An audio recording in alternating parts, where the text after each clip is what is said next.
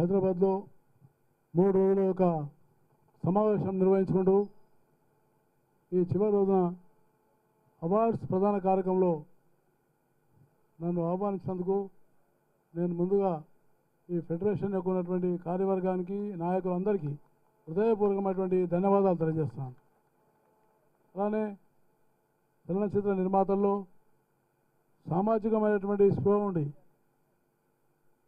కేవలం ఒక వృత్తినే కాకుండా సామాజికమైనటువంటి బాధ్యత కోసం సినిమాలను ఒక సందేశంతో నిర్మాణం చేసినటువంటి నిర్మాత పెద్దలు గౌరవనీయులు దాసరి నారాయణరావు గారు,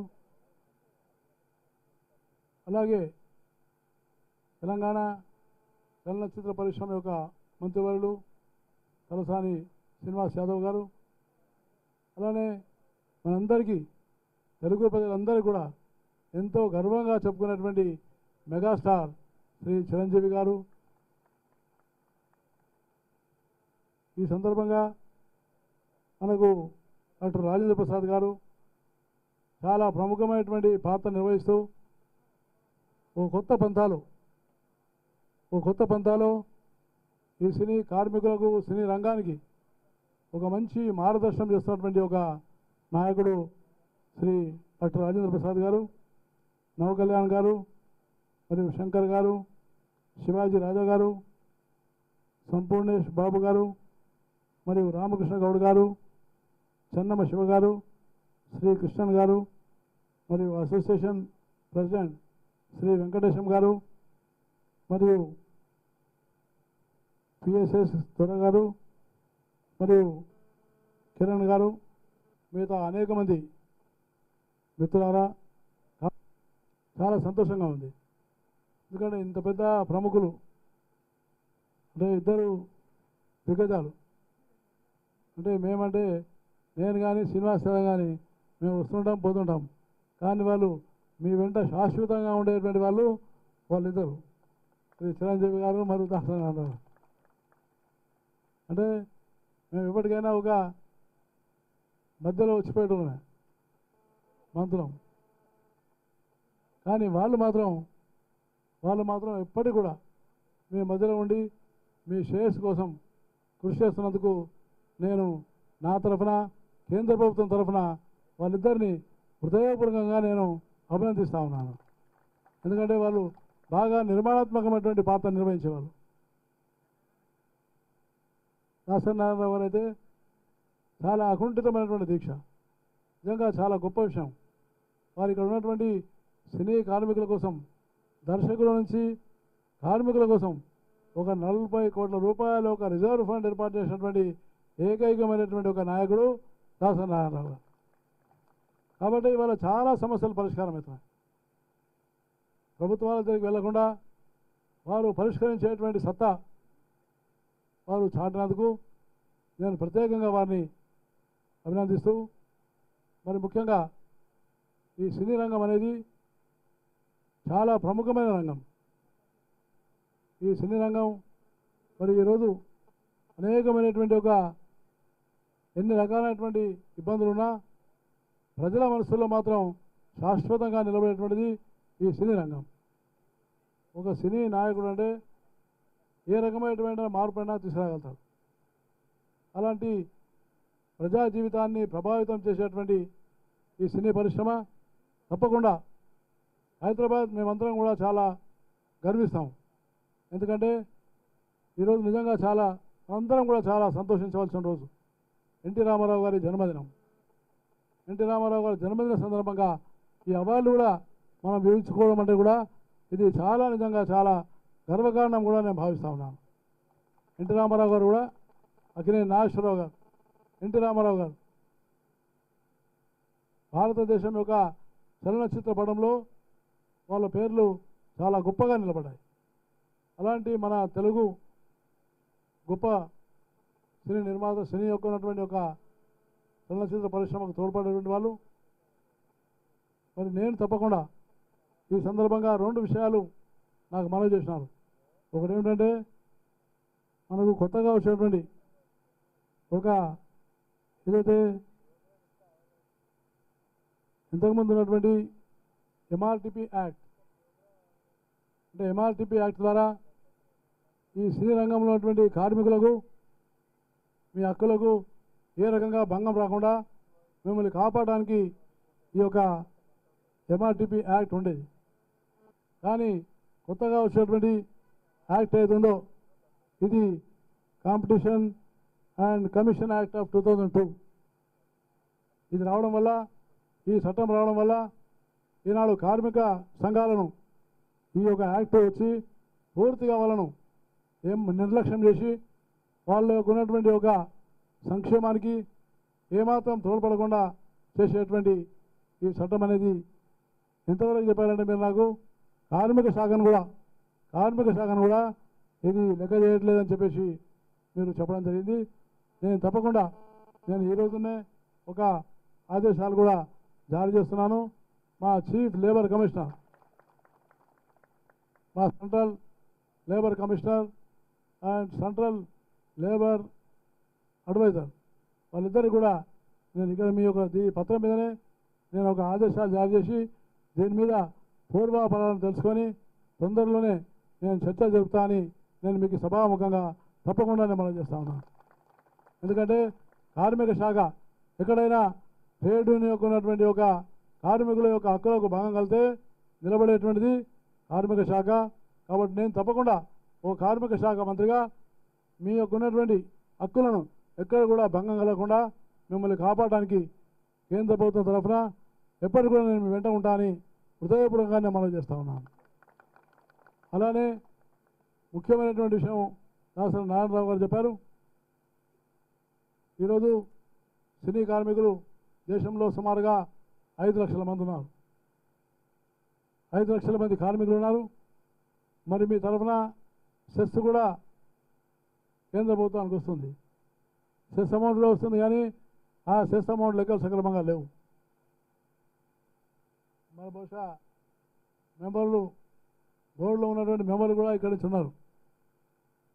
కానీ అది ఏదైతే ఇన్ఫర్మేషన్ అండ్ బ్రాడ్కాస్టింగ్ మినిస్ట్రీ మరియు ఫైనాన్స్ మినిస్ట్రీ వీళ్ళిద్దరి మధ్యలో కూడా అంటే లెక్క డబ్బు వచ్చేది ఫైనాన్స్ మినిస్ట్రీకి, చూసేటువంటిది ఈ యొక్క ఇన్ఫర్మేషన్ అండ్ బ్రాడ్కాస్టింగ్ మినిస్ట్రీ. నేను తప్పకుండా గతంలో కూడా అనుకున్నాను, ఈ ఇద్దరు మంత్రులతోని నేను ఒక సమావేశం పెట్టి ముందు అసలు సెస్ అమౌంట్ ఎంత ఉందో ఇది తేలనటువంటి పరిస్థితి ఉన్నది.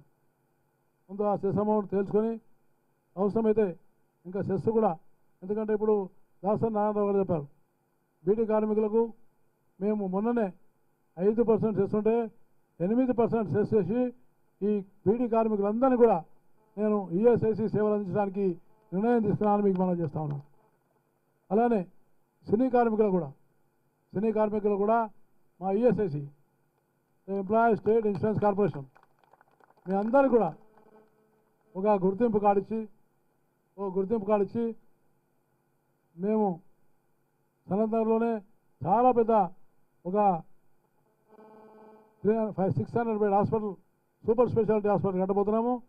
దాంట్లో కూడా మీ అందరికీ ట్రీట్మెంట్ ఇప్పించడానికి నేను సౌకర్యం ఏర్పాటు చేస్తానని మీకు హృదయపూర్వకంగా మనం చేస్తాను.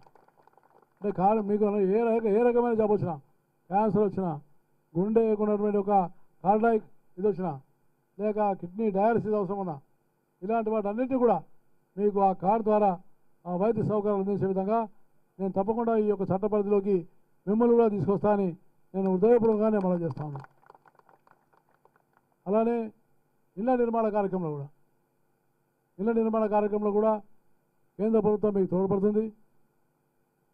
ఎక్కడెక్కడైతే రాష్ట్ర ప్రభుత్వాలు ముందుకు వస్తాయో నిజంగా నేను చాలా సంతోషిస్తున్నాను.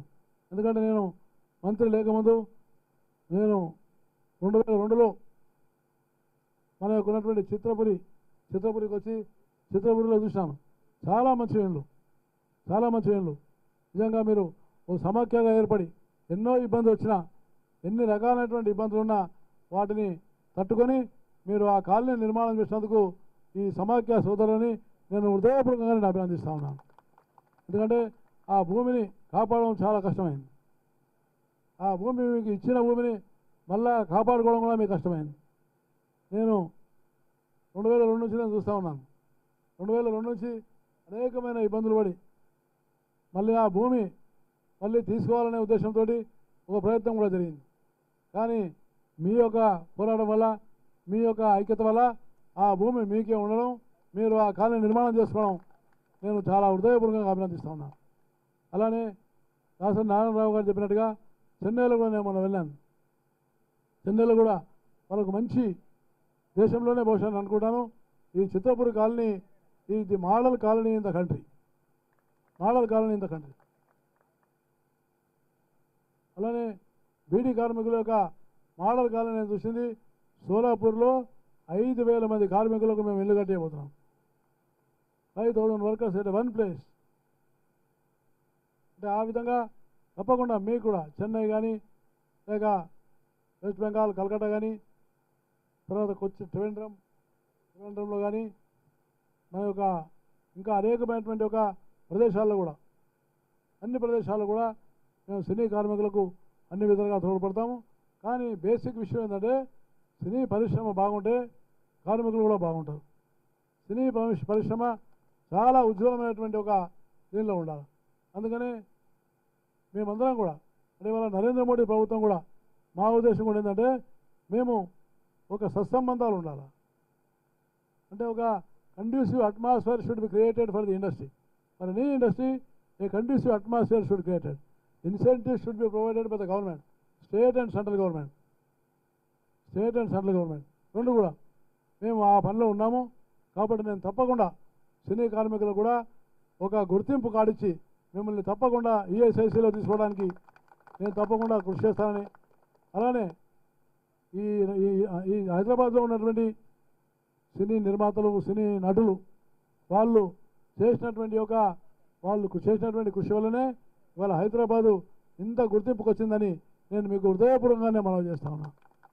అంటే మీరు కూడా చాలా కష్టపడ్డారు. ఒక సినిమా తీయాలంటే నేను చూసినాను చాలాసార్లు దాసరి నారాయణరావు గారు మొట్టమొదలు ఒక సినిమా షూటింగ్ చేస్తూ వారు వెళ్ళినప్పుడు మేము వెళ్తే అంటే వాళ్ళు పడేటువంటి బాధలు మాకు అప్పుడర్థమని కట్ అని ఉంటే మాకు చాలా ఆశ్చర్యం వేసింది. మరి కూడా కట్ అనే ఉంటారు. మళ్ళీ రావడం, మళ్ళీ యాక్టర్స్ చూడడం ఇవన్నీ చూస్తుంటే వాళ్ళతో పాటు ఈ టెక్నీషియన్స్ వాళ్ళకన్నా ఇంకెక్కువ ఇబ్బంది పడేవాళ్ళు టెక్నీషియన్. అద్దమా, దువ్వెన, పౌడరు ఏదైనా ఎప్పుడైనా తీసుకొచ్చేస్తారు. అంటే మీకు వాళ్ళ మీద ఉన్నటువంటి అభిమానం, వాళ్లకు మీ మీద ఉన్న అభిమానమే ఈ పరిశ్రమ యొక్క పెరుగుదలకు కారణమని నేను మీకు హృదయపూర్వకంగానే మనవి చేస్తున్నాను. మీ హృదయాలను వాళ్ళు గెలిచినారు, వాళ్ళ హృదయాలను మీరు గెలిచినారు. బహుశా నేను అనుకుంటా ఇది ఒకటే పరిశ్రమ, ఈ రకమైనటువంటి సమాజంలో పరిశ్రమ ఇది ఒకటే పరిశ్రమ.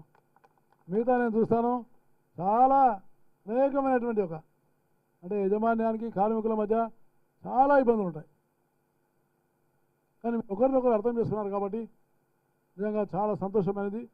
నేను తప్పకుండా మళ్ళీ ఒకసారి దాసరి నారాయణరావు గారితో ఇంకా పెద్దలు ఇలాంటి వాళ్ళతో కూడా కూర్చొని అవసరమైతే నేను వారిని ఢిల్లీకి పిలిపించుకొని ఈ చట్టం మీద నేను తప్పకుండా పరిశీలించి మీకు న్యాయం చేస్తానని నేను మీకు హృదయపూర్వకంగానే మనవి చేస్తా ఉన్నా. పేరున హృదయపూర్వకమైనటువంటి ధన్యవాదాలు తెలియజేస్తూ amounts were not utilized. So last time when I was in the cabinet, we tried for it, but somehow it was not happened. ఇప్పుడు నేనేమంటానంటే ఒక్కసారి మీరు ఆ ఫండ్ కూడా మీరు వీళ్ళకి చేయడానికి అవకాశం ఉంది. ఫండ్ ఎంత ఉంది అనేది తెలవట్లేదు. కాబట్టి వారు చెప్పినట్టుగా నేను తప్పకుండా వారి సహకారం కూడా తీసుకొని ప్రత్యేకంగా అరుణ్ జైట్లీ గారు, నేను మరియు ఆయన information and broadcasting minister and finance minister కాబట్టి వారు మా యొక్క 5-man committee prime minister appoint చేసినారు. ఆ కమిటీలో అరుణ్ జైట్లీ గారు మెంబరు, నేను మెంబరు. అందువల్ల తప్పకుండా దాసరి నారాయణరావు గారు సహాయం తీసుకొని ఆ ముందు ఆ చిదంబరం రహస్యం డబ్బు ఎంత ఉంది అనేది చిదంబరం రహస్యం అది దాన్ని కనుక్కొని నేను తప్పకుండా మనకు తోడ్పడతా అని మీకు మనవి చేస్తాను. ఒక్క విషయం మీకు మనవి చేస్తాను. ఈ రోజున ఆయా శాఖల్లో పనిచేస్తున్నటువంటి ప్రతి కార్మికులు కానివ్వండి, కళాకారులు కానివ్వండి, సాంకేతిక నిపుణులు కానివ్వండి, మన అందరికీ కూడాను మన అర్హత మీరి, మన బ్యాక్గ్రౌండ్ మీరి ఈ సినీ పరిశ్రమ మనల్ని కాపాడుతూ మనకు అండగా నిలుస్తూ మనకి ఈ రోజున ఈ జీవితాన్ని ప్రసాదించింది.